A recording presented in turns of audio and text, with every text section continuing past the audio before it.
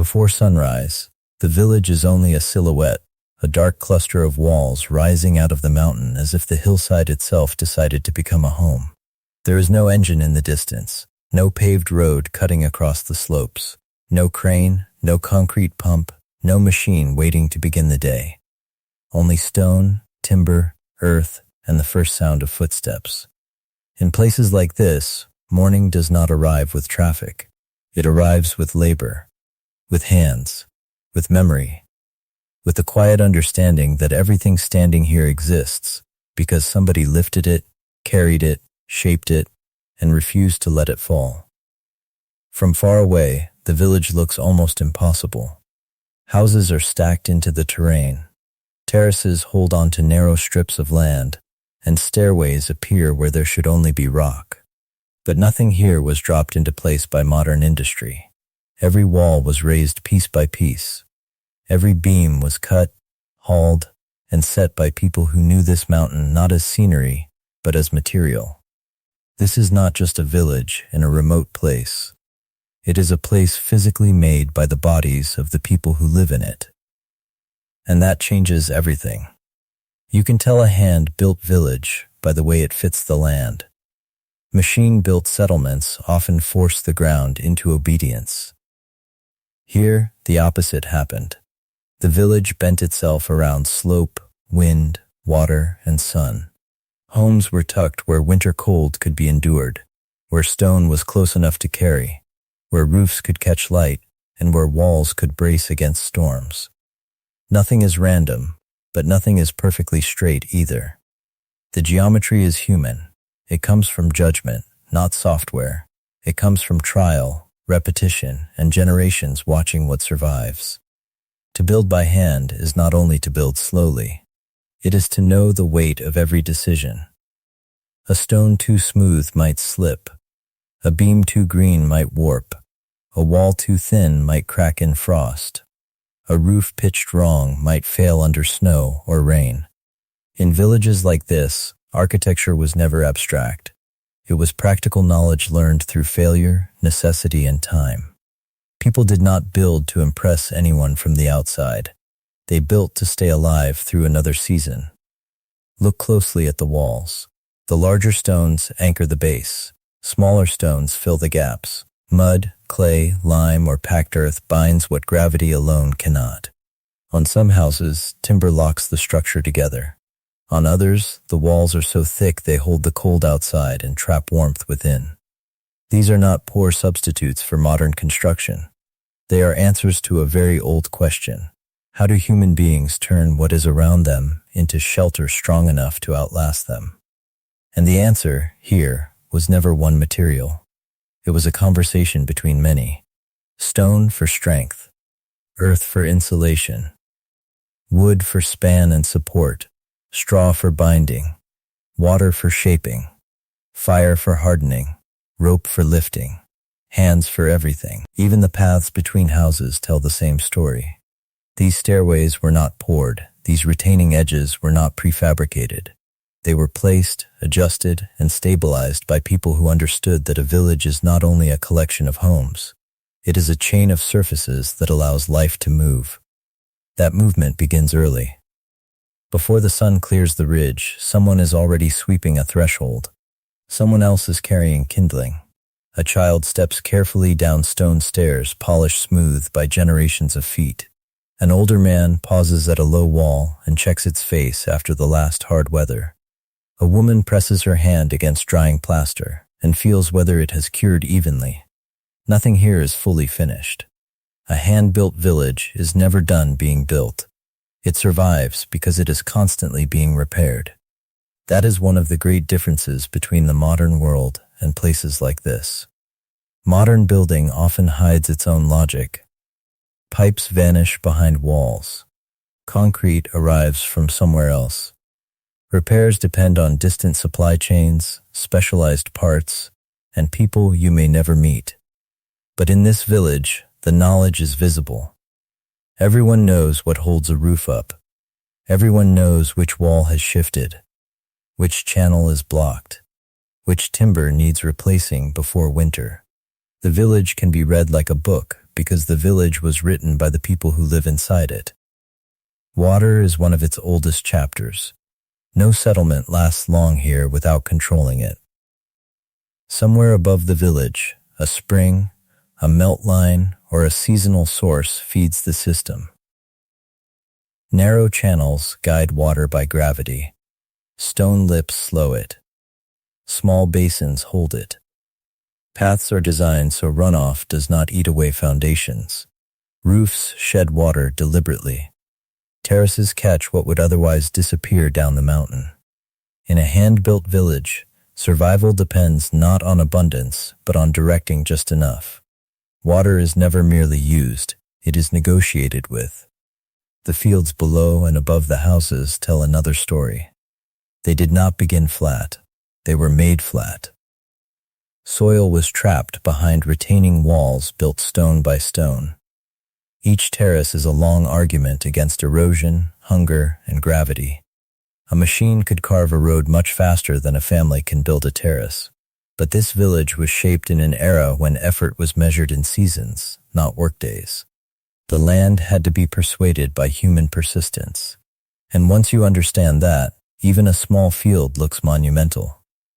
The same is true of the homes themselves. Some have one room for sleeping, one for storage, one for animals, and one for fire. Others grew over decades, expanding upward or outward whenever a son married, a daughter stayed, or a roof had to be replaced with something stronger. A hand-built village is rarely symmetrical, because life itself is not symmetrical. Houses evolve. One wall remembers scarcity, another remembers a harsh winter, another remembers a year of enough harvest to add a second floor. The buildings are biographies in stone. Inside, the logic of the place becomes even clearer. Ceilings are low because heat must be kept close. Openings are small because wind is ruthless. Storage is built into thickness rather than added as furniture. Platforms serve more than one purpose. Tools hang where they can be reached in the dark. Grain, fuel, and dried food are placed where damp cannot claim them. Even smoke has its route. In industrial housing, convenience often decides design. Here, endurance does. And endurance is not an abstract virtue. It is physical. To live in a village built by hand is to grow up surrounded by evidence of labor. Children learn distance by walking it. They learn materials by touching them. They learn caution from steep edges, responsibility from shared work, and time from the repairs each season demands. They see that a cracked wall does not fix itself. A loose stone does not return on its own. If something is broken, someone must kneel, lift, carry, wedge, mix, tie, patch, and hold. That lesson shapes a person differently than life in a world of instant replacement. There is a reason older people here can look at a house and tell you its age without asking.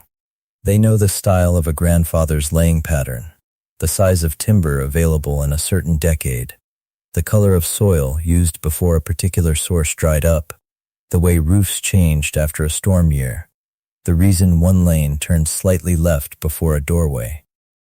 Their memory is not separate from the architecture. It lives inside it. When they point to a wall, they are often pointing to a story about who built it, who repaired it, and who nearly lost it. That inheritance once passed naturally. A child carried stones beside adults. An adolescent learned how to split wood straight, how to pack mud with the right moisture, how to set the first line of a wall so the rest would hold. Skills were not taught in classrooms. They were repeated until the hands understood them. But the village now lives between worlds.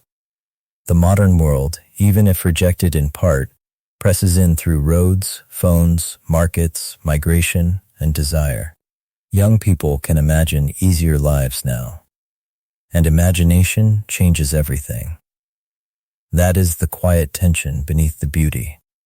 A hand-built village inspires admiration from outsiders. But admiration does not reduce labor. It does not make carrying timber easier. It does not stop roofs from leaking or terraces from slipping after heavy rain. The same features that make this place extraordinary are also what make it exhausting. Every beauty here has a maintenance cost. Every stone path becomes slippery. Every earth wall needs patching. Every winter leaves a list.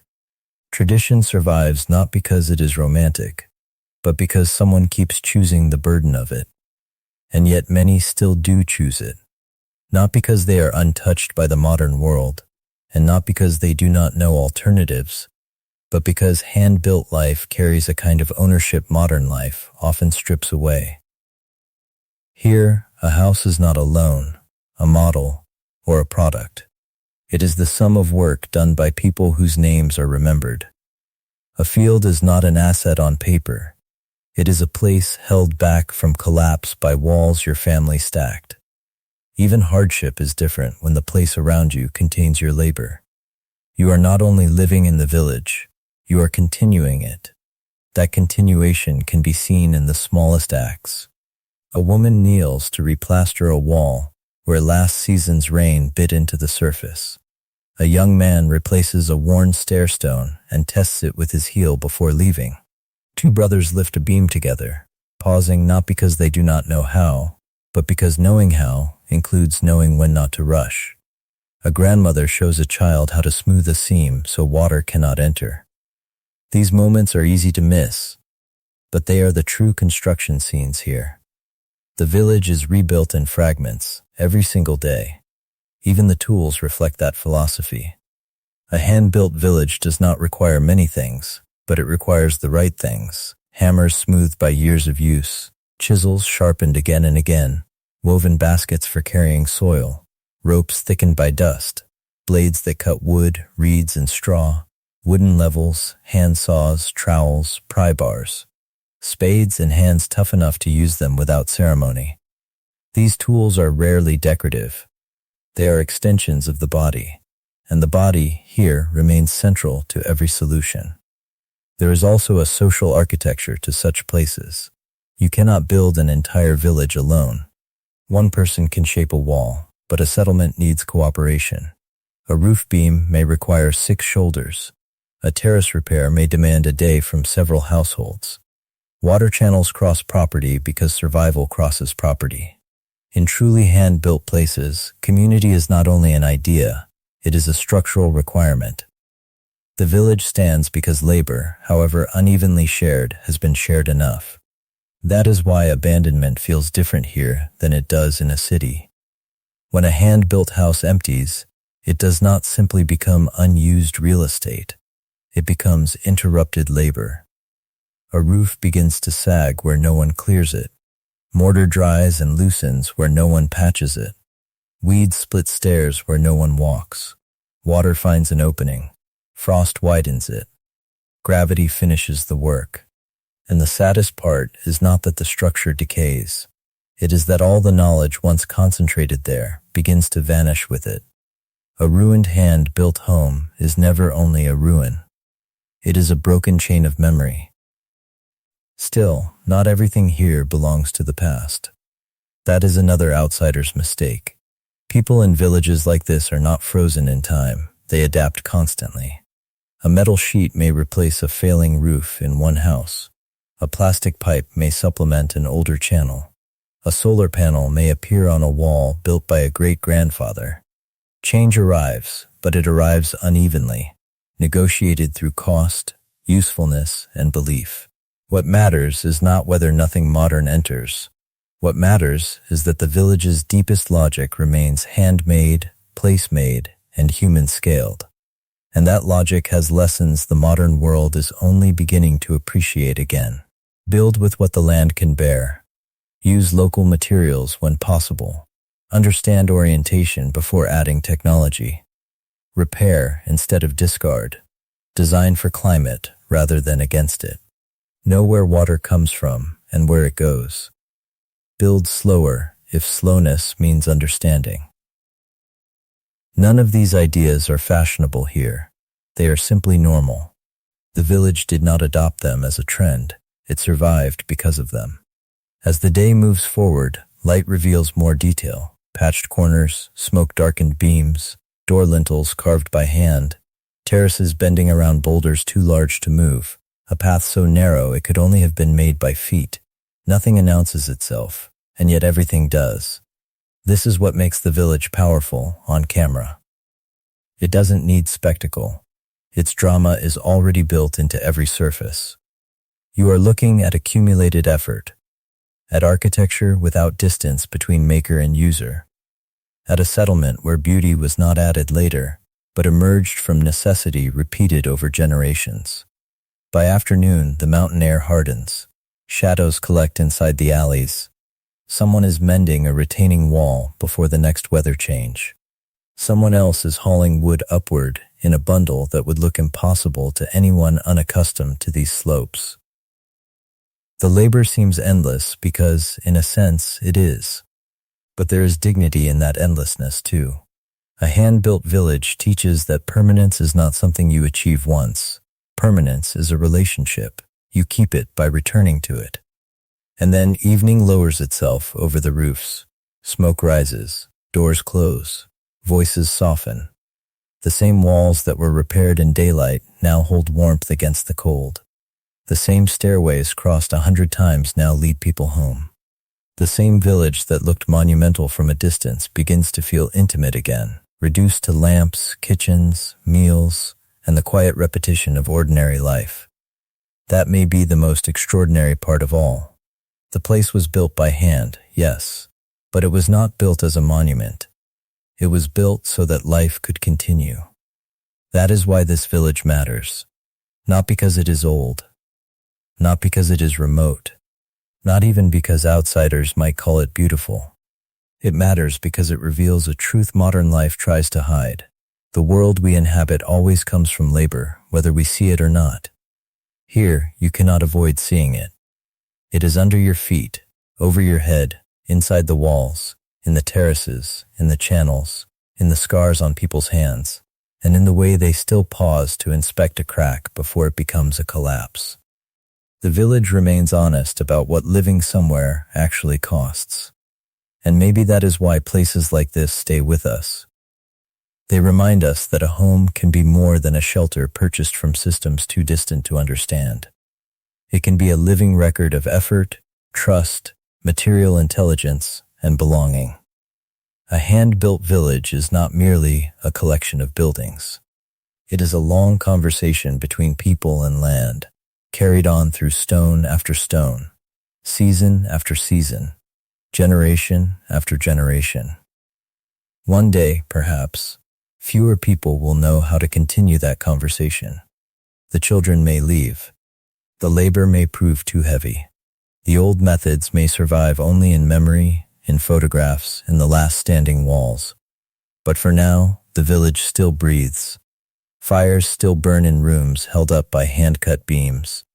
Water still runs through channels placed by judgment and patience. Steps still climb stairways shaped by centuries of feet. And every morning, when the first person emerges into the cold and the work begins again, the village is built one more time, not from nothing, from care, from repetition, from knowledge carried in the body, from people who understood that if they wanted a place to endure, they would have to place it there themselves, and so they did. Stone by stone, wall by wall, roof by roof, life by hand.